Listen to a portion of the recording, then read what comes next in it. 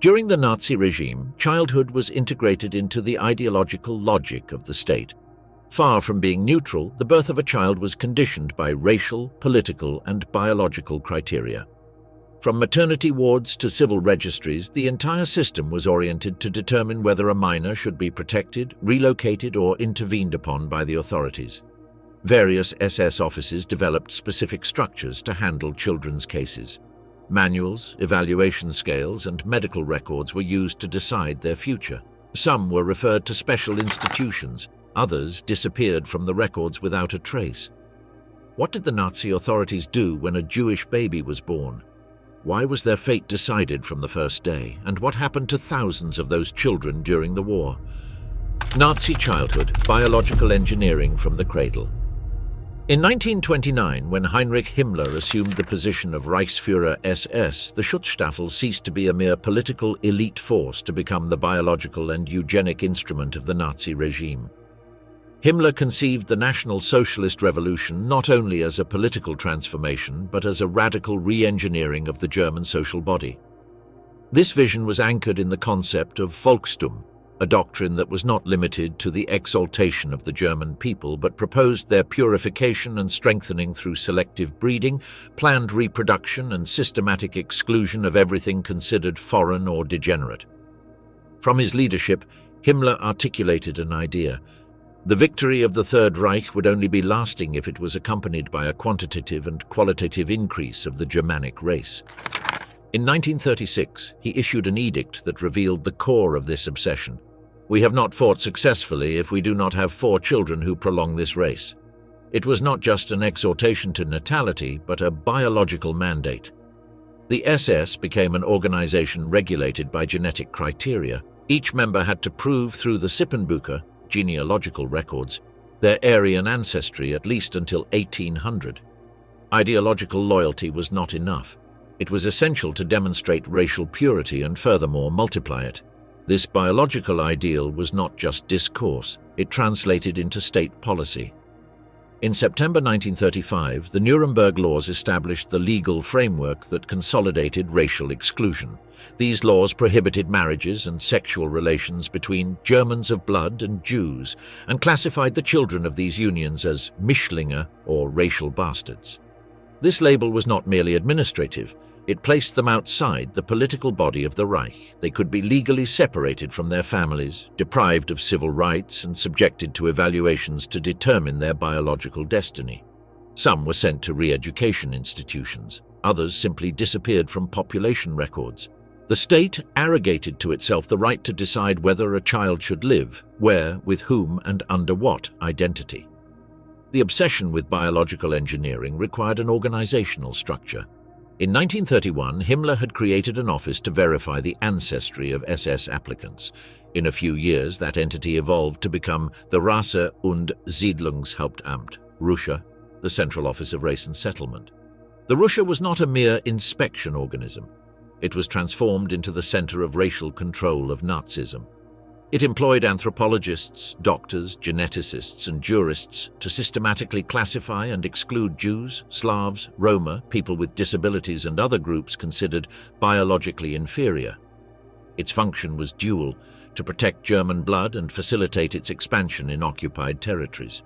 In that context, on December 12, 1935, Himmler founded the Lebensborn, Source of Life program, under the auspices of the Reich Organization for the Strengthening of the German People. At first glance, it was a network of maternal welfare. In practice, it was an institution with eugenic purposes. Lebensborn provided medical care and economic support to women considered racially pure, especially those who became pregnant outside of marriage.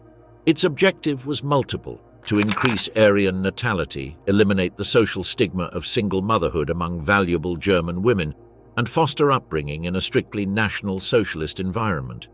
It also functioned as a selective adoption route for children considered suitable, born within or outside the Reich. The Lebensborn infrastructure grew rapidly. It established maternity houses in Germany, Austria, Norway, and other occupied territories where pregnant women could give birth under medical supervision without public exposure. After birth, newborns were evaluated physically and genetically. Those who met racial criteria were registered in the system, raised by indoctrinated personnel, and in many cases adopted by selected SS families. This process sought to eliminate any trace of unwanted origin. Documents were modified, names changed, and biographies rewritten to fit the Aryan profile. With the outbreak of war in 1939 and the subsequent occupation of Poland, Lebensborn expanded its function. The concept of recoverable population was introduced, non-German children, but who presented physical traits compatible with the Nordic ideal: light hair, blue eyes, favorable cephalometric proportions. In areas like Poland, Ukraine, or Slovenia, Russia and Lebensborn agents identified these minors, separated them from their biological families, and transferred them to transit centers. There they were re-examined, renamed, and sent to German institutions to be Germanized. Many would never again know their language, culture, or true origin. This demographic expansion strategy was not limited to one region.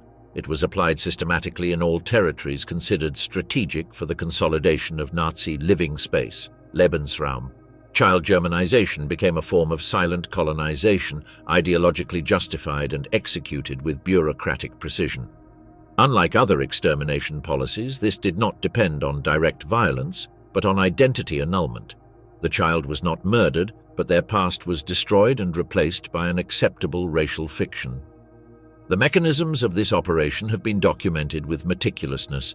The sources include written orders from Himmler, racial evaluation manuals, internal Lebensborn reports, correspondence between regional SS units and their central headquarters, as well as judicial archives and subsequent declarations collected by the International Red Cross and the Allied Filtration Commission after the conflict. These materials are preserved in institutions such as the Bundesarchiv in Berlin, the Red Cross archives in Geneva, and documentation centers in France, Poland, and Austria. Thanks to this evidence, it is possible to reconstruct how Nazi racial policy was not improvised nor chaotic, but planned, articulated, and administered by specialized organisms. At the heart of that machinery were children, not as collateral victims, but as primary targets. Childhood was instrumentalized as a biological resource and ideological battlefield. In the early years of the regime, it was about protecting German blood. During the war, expanding it by appropriating foreign bodies. In both cases, the logic was the same: purify and strengthen the German people, even if that implied destroying the identity of other peoples from their youngest generations. Thus, the Third Reich not only murdered millions, it also rewrote lives, erased memories, and used childhood as a tool to redesign the future. The racial policy applied to children was not an appendage of Nazi ideology, it was one of its pillars. And in its execution, with archives, norms, manuals, and racial scoring scales, the structural coldness of a system that intended to create a new order not only through weapons, but through cribs, classrooms, and birth registers is revealed. Watch Camp, the Children's Hell of the Reich. In 1942, the SS and security police received a direct order from Heinrich Himmler to establish an exclusive camp for minors in the Jewish ghetto of Łódź, a city renamed as Litzmannstadt during the German occupation. The declared objective was to intern antisocial children, orphans, small thieves, and witnesses to Nazi crimes under the justification of public security. However, its true purpose was not protection nor re-education, but systematic punishment, social exclusion, and control of childhood considered racially or morally dangerous. The camp, officially called Polen Jugendverwahrlager der Sicherheitspolizei, opened on December 1, 1942, becoming the only child detention center created by the Nazi apparatus in a structured and permanent manner. Between 1942 and early 1945, between 12,000 and 20,000 minors of Polish origin passed through the barbed wire of this camp. Most were between 2 and 16 years old, although cases of infants sent with older siblings were recorded. At an administrative level, the camp operated under the appearance of a correctional institution. But in practice, it was a penitentiary structure with conditions equivalent to concentration camps for adults. The internal regime, living conditions, disciplinary regime, and political objective were the same: eradicate those considered undesirable from childhood by means that included forced labor, chronic malnutrition, daily violence, and suppression of identity. Located in the former Łódź ghetto, the Kinder KZ was delimited by Przemysłowa, Emilii Plata, Górnicza and Bracka streets. The facility had a double wooden fence reinforced with barbed wire, watchtowers at the corners and control posts permanently occupied by the SS. The perimeter was designed not only to prevent escapes, but to completely isolate the inmates from the outside environment. The complex included 6 internal sectors: administrative offices, registration barracks, male and female dormitories, a distribution warehouse, a punishment section, and a separate area for small children and infants directed by Supervisor Sidonia Bayer. On the outskirts in Dzierżonię were the annex barracks for girls over 12 years old assigned to agricultural tasks under female custody. The management of the camp was entrusted to officers directly linked to the Reich Central Security Office. Among its commanders were Friedrich Camillo Ehrlich, Hans-Heinrich Fugger, Arno Wruck and Karl Enders. All came from police structures and participated in other repressive operations in Poland.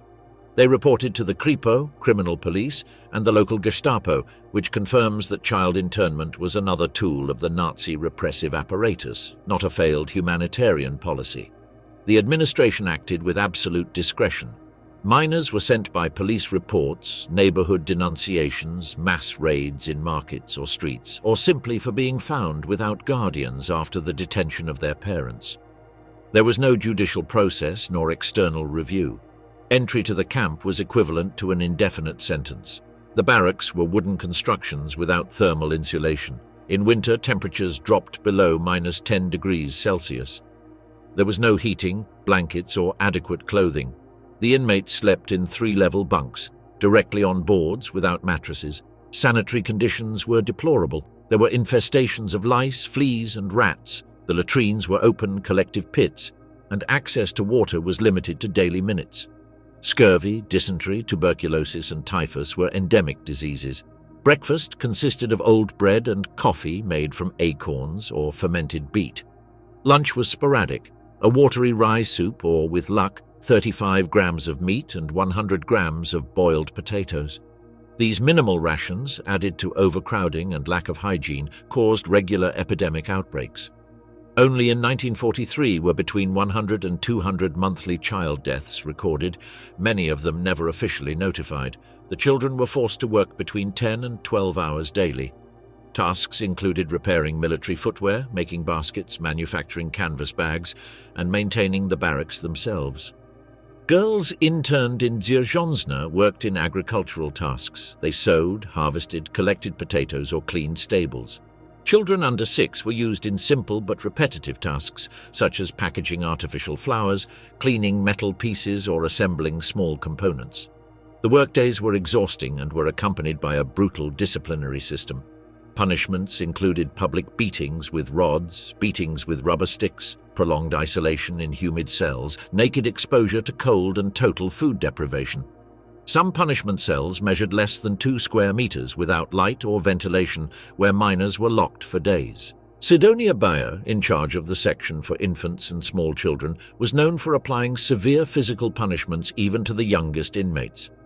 Survivors declared that she beat 3-year-old children with sticks for wetting the bed, and that she forced babies to remain motionless on mattresses without clothes as a form of punishment.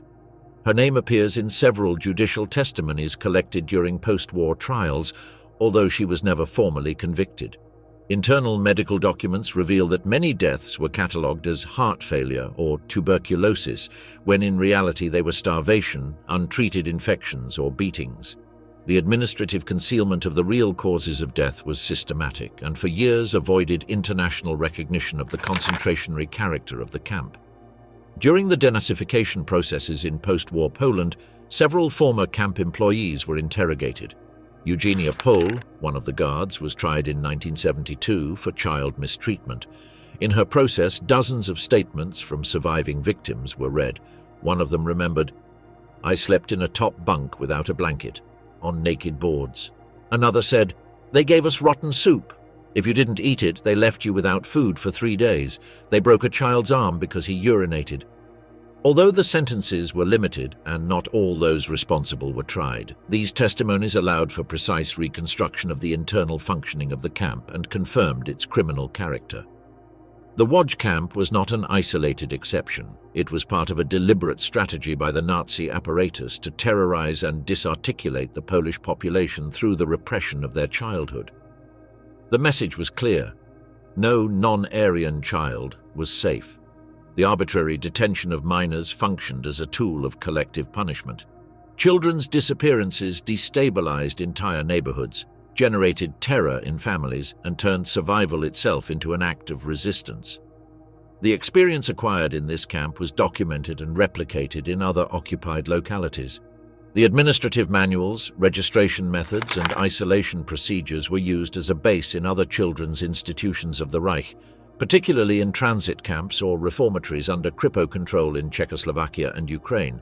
Unlike other Nazi camps where direct extermination predominated, Łódź applied a slow annihilation model. The punishment was not immediate death, but progressive deprivation of dignity, food, and health. It was about destroying from the root any possibility of development of minors considered racially or morally dangerous. In that sense, the Poland Jugendverwahrlager was an experiment in child repression without precedent in occupied Europe. The memory of this camp, however, took decades to emerge. During the Cold War, its history was marginalized by narratives centered on extermination camps for adults. Only from the 90s, with the opening of Polish archives and the declassification of files in Germany, was its recognition as a children's concentration camp consolidated. Today, the terrain where it was located houses a commemorative monument and a documentation center. Historical research continues, driven by testimonies of the few survivors still alive and by historians who have rescued administrative archives, admission cards, family letters, and forgotten photographs. The children's camp of Łódź was not just a prison for minors.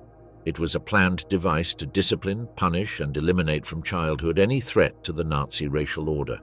Converted into a symbol of terror directed against children, it reveals one of the most extreme facets of state violence, the conscious decision to destroy entire generations not only with bullets, but with hunger, fear, and abandonment. Children's racial selection, Nazi formulas to erase identities. From 1939, with the occupation of Poland, the Rasse- und Siedlungshauptamt, Russia, expanded its functions to include the systematic classification of children. The logic was brutal. Capture minors considered valuable to recover them for German blood and discard those who did not meet the criteria established by Nazi science. This practice was not improvised, but part of a systematic policy supported by written directives, specialized personnel, and standardized protocols with pretension of scientific objectivity. In a circular dated March 25, 1943, Rudolf Kreutz, Deputy Chief of Russia for Population Matters, detailed the procedure to evaluate Polish children. A careful selection of all children with Aryan appearance in Polish institutions must be carried out. Those who show Nordic characteristics must be separated and educated as members of the Reich. These orders were not limited to orphanages. They extended to transit camps, schools, and classification centers established in occupied Poland. The selection included minors who had been orphaned after deportations or executions of their parents, as well as children kidnapped directly by SS patrols in rural villages and towns. The process was backed by a network of exhaustive documentation. Each child was subjected to an evaluation that began with the elaboration of a children's racial card, Kinderrassenkarte, where data such as date and place of birth, mother tongue, known religion, nationality of the progenitors, and social situation were recorded. Next, an anatomical evaluation, Rassengutachten, was performed that included precise measurements of the skull, jaw, face, and ocular distance. These measurements were compared with the parameters established in Nazi racial manuals and scored according to predetermined scales. Alongside this physical evaluation, a psychological report was made, aimed at identifying traits of obedience, adaptability, and submission. The child's reaction to authority figures, their disposition to follow orders, and their level of emotional interaction were observed. Reactions such as fear, withdrawal, aggressiveness, or enthusiasm towards German stimuli were also valued. In many cases, they were asked about their family, religion, country of origin, and preferences, recording any indication of resistance or attachment to their cultural identity. Those who responded naturally or showed enthusiasm were considered assimilable. Those who cried, refused to speak, or showed confusion were marked as inadaptable. The sessions could last hours. In the most structured classification centers, such as those in Łódź, Poznań, or Kalwaria, children were examined by mobile teams composed of military doctors, SS psychologists, social assistants, and field anthropologists. The biometric photographs taken in these places were front and profile, sometimes with children completely naked, with the objective of comparing their bodies with the ideal types of the Nordic model. These images were archived along with the files and were reviewed by superior committees before making a decision. Russia experts used tables to evaluate physical traits. The cephalic index, the relationship between the width and length of the skull, was fundamental. Blue or light green eyes, ash blonde or golden hair, light skin, straight and thin nose, and harmonious body proportions were also prioritized. Each trait added or subtracted points.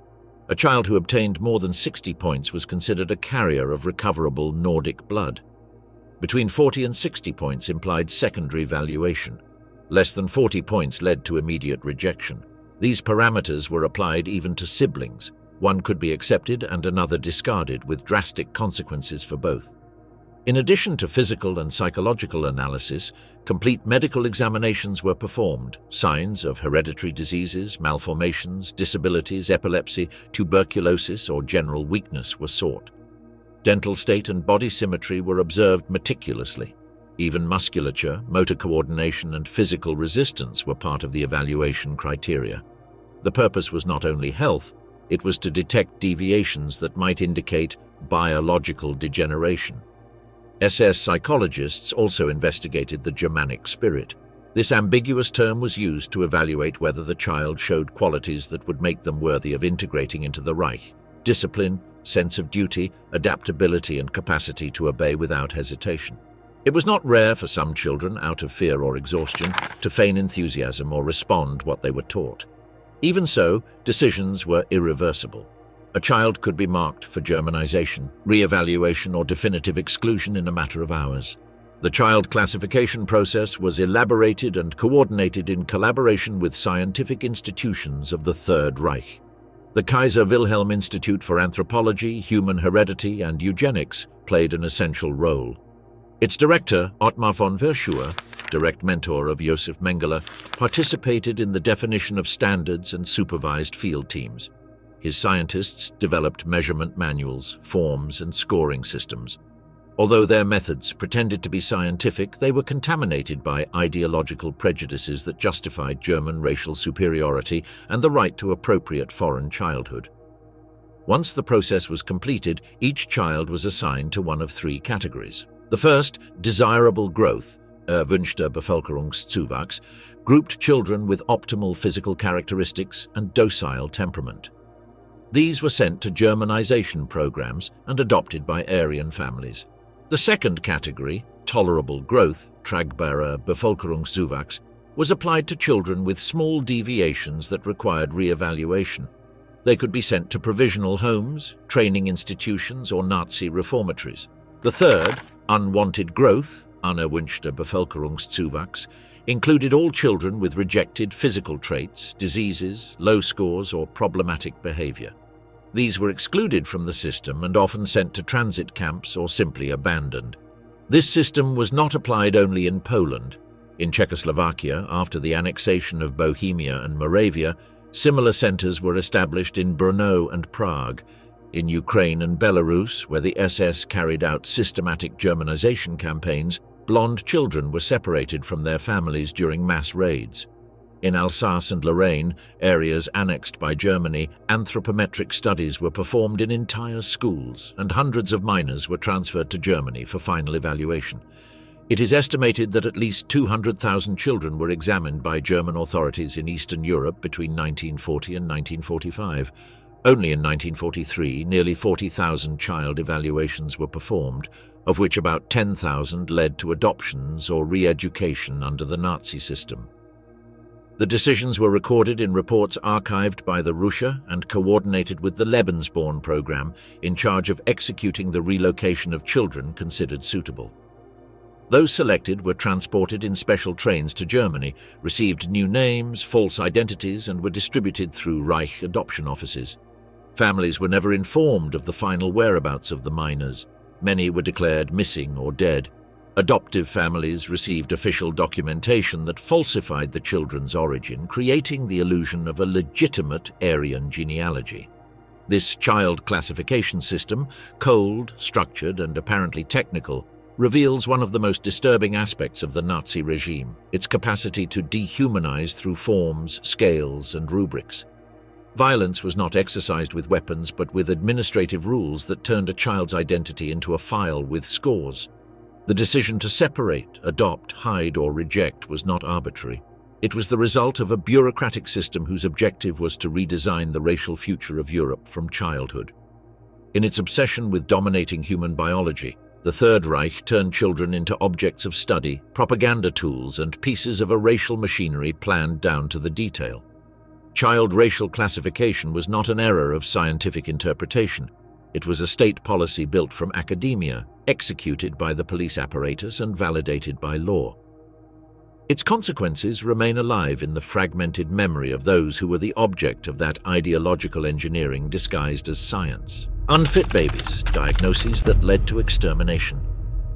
The Nazi euthanasia program, known as Action T4, was approved by Adolf Hitler on September 1, 1939, to eliminate people with disabilities considered as lives unworthy of being lived. Although it began with adults in psychiatric hospitals, it rapidly expanded to German children and minors from occupied territories, including Jewish, Polish, Slavic, and Roma babies. In June 1940, the Ministry of the Interior established medical committees to examine reports of children with disabilities, selecting them for murder in centers such as Am Spiegelgrund in Vienna, Hadamar, Sonnenstein, Hartheim, and Bernburg. The affected children were mostly babies under 3 years old with genetic syndromes, cerebral palsy, microcephaly, epilepsy, or simply born to poor or Jewish parents. They were transferred to clinics where, under the appearance of medical treatment, they were murdered through lethal injections, morphine overdoses, or gas, falsifying their deaths in certificates with causes such as pneumonia or heart failure. The Am Spiegelgrund Clinic, part of Vienna's Steinhof Hospital, was one of the most active centers. Between 1940 and 1945, at least 789 children were murdered there through a meticulous procedure. The minors arrived from orphanages or by parents deceived with promises of specialized care. Once in the clinic, they were isolated, deprived of food, sedated, and finally murdered with phenol, veronal, or other barbiturates. Many died slowly from starvation. Their bodies were dissected for scientific research by doctors Heinrich Gross and Erwin Jekelius, who preserved hundreds of children's brains in jars with formaldehyde until the 1990s. The Spiegelgrund archives reveal an administrative system that documented each admission, clinical evolution, date of death, and false cause of death. Autopsies and anatomical studies were performed that sought to confirm theories about genetic inferiority. While Action T4 murdered disabled German children, the extermination camps extended the policy to Jewish children considered useless for work. In Chelmno, between 1941 and 1943, gas trucks were used to exterminate thousands of new arrivals, including babies and small children murdered immediately upon arrival. In Majdanek, according to declarations from the Lublin trial, many children were shot, thrown alive into mass graves, or murdered with gas. A chilling testimony from a Ukrainian soldier in SS service relates how mothers were forced to place their children on the ground before being separated and murdered. Auschwitz-Birkenau was the most systematic. Upon the arrival of trains, children under 10 years old were sent almost automatically to the gas chambers. It is estimated that more than 200,000 minors were murdered in Auschwitz, including newborns who were not even registered. Josef Mengele, nicknamed the Angel of Death, was the most infamous figure of Nazi medicine.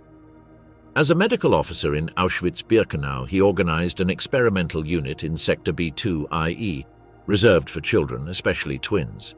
His objective was to study genetic inheritance through comparative experiments that included cross-transfusions, amputations, bacteria injections, surgeries without anesthesia, and execution of children to study internal effects.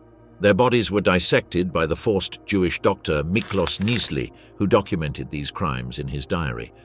One testimony indicates that Mengele murdered 14 twins in a single night with intracardiac chloroform. Gynecologist Karl Klauberg, also in Auschwitz, performed sterilization experiments on Jewish girls and adolescents, injecting abrasive chemicals into the fallopian tubes.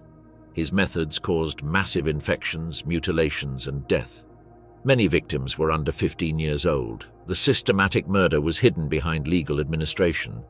In clinics like Spiegelgrund, doctors issued false certificates indicating natural causes: heart failure due to fever, sudden bronchopneumonia, post-traumatic respiratory collapse. These documents were sent to families with letters explaining that the child had died despite all medical efforts. They even charged funeral costs or delivered urns with false ashes. In camps like Auschwitz, certificates were not necessary. Children were not registered, and their deaths did not exist administratively. A disturbing aspect was the systematic preservation of brains, organs, and children's skeletons for academic use. In Spiegelgrund, Heinrich Gross stored more than 400 brains of murdered children, preserved until 2002, when they were finally incinerated after media scandal in Vienna. In Berlin, jars with tissues from Jewish children used by Ottmar von Verschuer at the Kaiser Wilhelm Institute were discovered. These remains arrived from Auschwitz by military trains for research on degeneration. The recovery of these materials by forensic teams after 1945 allowed precise documentation of ages, injuries, and medical nature of the murders, confirming that it was official policy. In the Nuremberg trials and subsequent processes, numerous doctors, nurses, and administrators were interrogated. A nurse from Spiegelgrund confessed to having administered veronal doses to defective children for years. Dr. Jakelius admitted that more than 400 children were murdered under his supervision by orders of the Reich. In Auschwitz, Dr. Friedrich N4ZIS confirmed having injected phenol to children selected by Mengele. These confessions allowed reconstruction of the internal functioning of the child murder programs.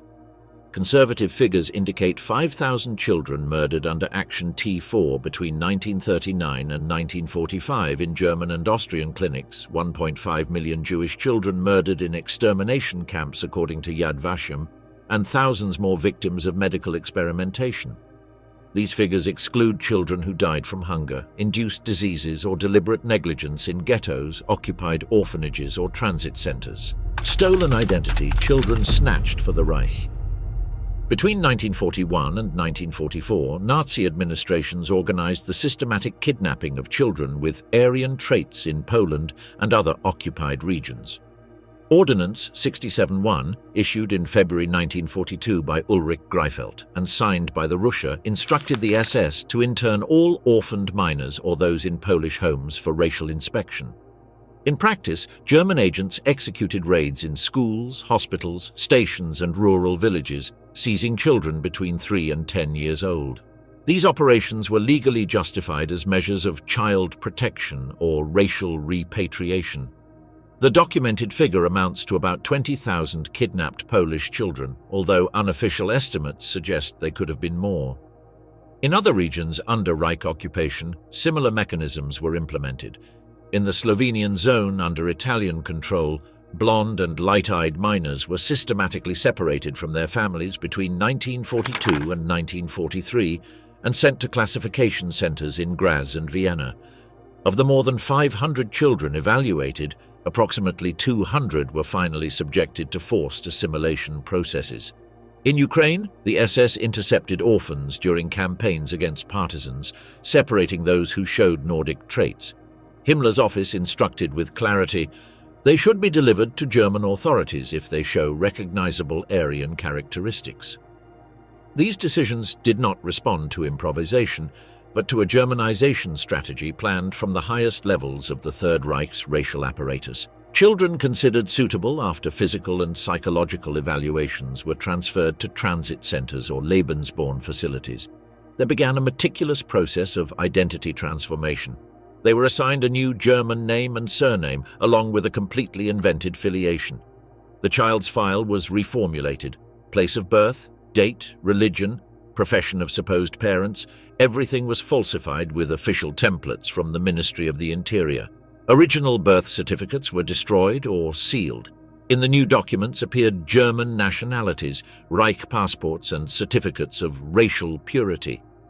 One of the best-known cases is that of Alodia Witaszek, renamed Alice Richter. Roman Rosatowski became Hermann Ludwig. Roman's official document indicates Geboren 20.01.1942, Poland, Poznan, although he was neither born on that date nor in that city. These changes were archived in the Lebensborn system, under the custody of administrative officers who managed each case with the same bureaucratic rigor applied to military files. Copies were distributed to statistics offices receiving schools and adoptive families. The children were delivered to families carefully selected for their loyalty to the regime. SS officers, party officials, teachers, affiliated farmers, and politically reliable workers were among the recipients. Often, these adoptions were not motivated by a genuine desire for upbringing, but by state incentives such as subsidies, access to better housing, or tax benefits. The Swedish Red Cross managed to document at least 3,000 cases after the war, but it is presumed that the real figure is much higher. Once integrated into their new homes, the minors were enrolled in special schools. Education was rigid, highly ideologized, and designed to erase all traces of previous origin. The use of the native language, especially Polish, Ukrainian, or Slovenian, was strictly prohibited. Those caught pronouncing foreign words were punished with isolation or physical punishment. The school routine included German studies, singing of Nazi hymns, physical education with military exercises, racial doctrine, Reich history, manuals on Germanic superiority, and religion classes adjusted to state ideology. The day began with the mandatory Nazi salute. Children were taught to identify their new identity as a racial privilege. They had to memorize slogans such as "The future of Germany is in our blood" or "The non-German is enemy." Punishments were common, writing indoctrination phrases 100 times, kneeling for hours, or performing exhausting physical exercises for linguistic errors. Some schools included pre-Hitlerjugend training for males with basic military formation practices and disciplinary marches. Researcher Isabel Heinemann led one of the most ambitious projects of documentary recovery after the war. Her team managed to reconstruct 17,000 records of children involved in the Lebensborn program. Through the crossing of archives, testimonies, letters, and photographs, stories of deep indoctrination emerged. In her 1944 diary, Alodia wrote, "They forced us to speak German loudly and copied from a manual the 100 commandments of superiority." Roman related that his teacher ordered him, "Write in your notebook that you no longer understand a single word in Polish." The Red Cross documented similar testimonies. Integration was rapid. In a few weeks, they no longer remembered their original name. Although some of these children grew up with affection from their adoptive families, many developed strong uprooting. Alodia recounted in the 90s, "My adoptive mother gave me love, but never spoke to me about my past, neither Polish nor German. I was a child of the cross without origin." Roman wrote after learning his real file, "The confession was brutal. My true mother could live. I grew up as a stranger." More than half of the located children were enrolled in Hitler Youth, Hitlerjugend, from 10 years old, with mandatory participation in public acts, parades, and paramilitary training activities. Many of them lived for decades with a fractured identity. Some, upon recovering their true names, chose to keep the German ones they had grown up with. Others, upon learning their origins, suffered prolonged identity crises. The emotional and psychological impact was profound. Roman stopped celebrating his birthday after discovering that his date was false. Alodia narrated that she cried in dreams when remembering fragments of the Polish language. What is now recognized as cultural identity disorder affected hundreds, a total disconnection between infantile affective memory and the identity imposed by the Nazi apparatus. After the defeat of the Third Reich, the International Red Cross, along with other humanitarian organizations, created an office for children stolen by the Reich. The objective was to locate, identify, and repatriate the kidnapped minors. However, much of the administrative archives were deliberately destroyed by the SS in 1945. Of the more than 3,000 officially opened stories, only 12 could be completely reconstructed during the first post-war years. The preserved files included medical cards, transit reports, accommodation lists, and correspondence between biological parents and authorities that was never answered. Cases such as Elodia's and her sister Barbara's could only be clarified decades later. In 2004, the Polish Red Cross accessed fragments of the registration book from the Lebensborn camp in Łódź, where the inscription Witaszek Elodia, 43 mois, Juive Polonaise, appeared alongside a childhood photograph. Roman was partially identified in 2010 thanks to DNA tests that confirmed coincidences with descendants of a family from Poznan. Despite technical and documentary advancement, most of those affected never fully recovered their history. The German government, even decades after the end of the war, rejected formal compensations for these children. They alleged that the kidnappings were carried out as military acts, not as civil crimes, and that the adoptions, although imposed, complied with the legality in force in the Reich. Minimal indemnifications were approved for some displaced families under racial laws, but never recognizing the structural existence of the forced Germanization program. The official policy was moral recognition without legal responsibility. The projects led by Heinemann and other historians managed to reconstruct the traceability of at least 17,000 children, although only about 5,000 could be connected with verifiable family information. In many cases, the clues ended in destroyed homes, impossible to confirm identities, or stories whose only proof was a photograph compared by hand with fragmentary archives. Even so, the recovered testimonies allowed revealing the emotional dimension of this ideological crime, the kidnapping of childhood as a political weapon. Elodia declared publicly, "I have discovered that I was the daughter of the Polish resistance. When remembering the language in my dreams, I would wake up crying." Roman, in a handwritten letter sent to the Central Archive of Munich, wrote, "I have had to rename myself to believe that I exist." Both participated in documentaries and television interviews in Germany and Poland, becoming involuntary spokespeople for an uncomfortable truth: the memory of the Reich's children who lived as Germans without knowing they were not. The massive kidnapping of children was not a marginal deviation of the Nazi system. It was an official policy, legally justified and meticulously executed. The falsification of identity was total, from documents to personal history. The re-education was integral. State, school and family conspired to mold a childhood entirely subjected. The result was profound cultural and emotional damage. The partial recovery of these biographies has been possible thanks to decades of historical work, international archives and genetic advances. Even so, thousands of children grew up, lived and died without knowing their true name. Failed justice, the Nazi program that escaped punishment. After the end of World War II, the Allies established the International Military Tribunal of Nuremberg to try the main Nazi war criminals. Among the 12 subsequent processes was held the trial known as the Russia Trial, 1947 to 1948, centered on the SS Main Office of Race and Settlement, a key entity in the implementation of Nazi demographic ideology.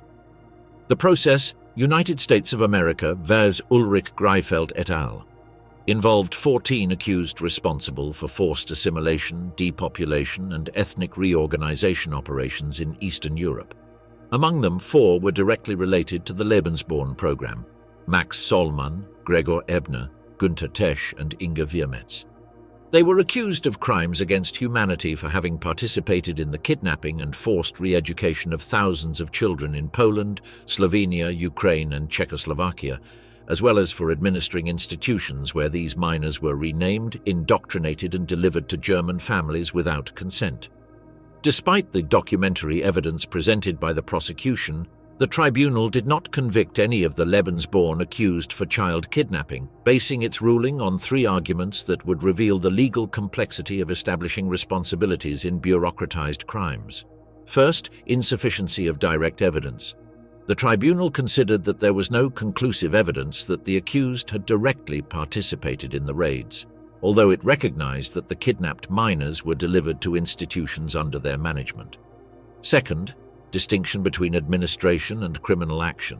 It was argued that Lebensborn was not an executing entity of kidnappings, but an organization in charge of custody, care, and adoption of minors, which, according to the tribunal, did not constitute a crime if the children were treated well. Third, presumption of benevolent intention. The defense was accepted that many adoptions were made with the intention of saving the children or giving them a better future, minimizing the irreversible damage of forced re-education and identity change. As a result of this restrictive legal interpretation, Inge Wiermetz, the only accused woman, was acquitted of all charges. Max Sollmann, head of Lebensborn, was convicted only for belonging to the SS, not for his specific actions in the program. Gregor Ebner and Günter Tesch also received light sentences for membership in a criminal organization, but not for crimes related to children. The tribunal's ruling, issued on March 10, 1948, contained statements that would become problematic legal precedent. It has not been conclusively proven that Lebensborn, as an institution, ordered or participated in the kidnapping of non-German minors in occupied territories. The administration of children by Lebensborn may be considered negligent regarding the preservation of their origins, but not criminal in the sense of the tribunal's statutes. This wording reflects not only the difficulty of establishing direct responsibility in a context where multiple organisms were involved, but also a lack of understanding toward the psychological and cultural implications of the crime. During the subsequent decades, the German state systematically refused to grant specific compensations to children victims of the Lebensborn program. The alleged motives were multiple and reveal a pattern of institutional evasion. The lack of sufficient documentary evidence was used as the main argument, given that many Lebensborn archives were destroyed or disappeared in 1945, making it difficult to demonstrate the individual trajectory of each child. The absence of a recognized legal category constituted another obstacle, as no legal figure was created that recognized forced re-education as a reparable crime. Finally, the consideration of adoptions as civil acts allowed the state to maintain that many adoptions were carried out legally under the laws in force in the Third Reich, even though these were imposed by a genocidal regime. Even in the best documented cases, such as those of Alodia Witaszek or Roman Rosatowski, the post-war German governments recognized individual suffering but avoided all formal reparation that could establish legal precedent. This strategy of recognition without responsibility would be maintained for decades, frustrating the attempts at justice by surviving victims. Since the 1990s, victim associations such as Lebensspuren and Verein Kriegskinder have promoted sustained campaigns for legal recognition of the damage caused by the Lebensborn program. These initiatives have gathered public declarations from former children subjected to forced re-education, genetic analyses that allowed late family reunifications, and formal petitions to the Bundestag for the establishment of reparation funds. The German government has responded with parliamentary reports, such as the one presented in 2007 by the Human Rights Commission, where the forced character of many Lebensborn adoptions is recognized, but without offering substantive financial indemnification. In official declarations of 2010 and 2015, the German government reaffirmed a position that combines moral recognition with legal evasion. Those affected by the Lebensborn program were victims of the Nazi regime. However, in the absence of a clear legal framework, automatic indemnifications are not foreseen. It was allowed that victims present individual applications to the Compensation Fund for Victims of Nazism, created in 2002, although fewer than 300 people received some type of support, generally symbolic. The contrast with other countries is revealing. In Norway, where the Lebensborn program also operated actively, the government officially recognized in 2000 that children born from relationships between Norwegian women and SS officers were victims of systematic persecution and stigmatization. Unlike Germany, Norway established a specific indemnification fund for these children in 2003, granting up to €8,000 to each victim as a gesture of official recognition. This precedent has been repeatedly cited by German associations as an example of a more proactive policy of memory and justice, but without achieving changes in the German position. One of the most lasting effects of the Russia trial was the systematic minimization of Lebensborn's responsibility in the European collective imagination. For decades, in Germany and Austria, the narrative was consolidated that the program was limited to promoting the natality of Aryan children within SS marriages, completely omitting the component of kidnapping and forced re-education. The institutional concealment of archives and legal silence about victims contributed to maintaining this sweetened version of history. It was not until the work of historians like Isabel Heinemann, initiated in the 1990s, that the real dimension of the crime was demonstrated through the meticulous crossing of surviving Nazi records and subsequent testimonies. Her work, along with that of other European researchers, has allowed reconstruction not only of the scale of the program, but also its lasting impact on the lives of surviving victims. The Lebensborn program represents one of the least recognized and most complex crimes of the Nazi regime. Although the evidence of its existence, systematic organization, and large-scale execution is abundant and verifiable, the post-war tribunals, whether due to legal limitations, political will, or insufficient understanding of psychological violence, failed to convict its main responsible parties.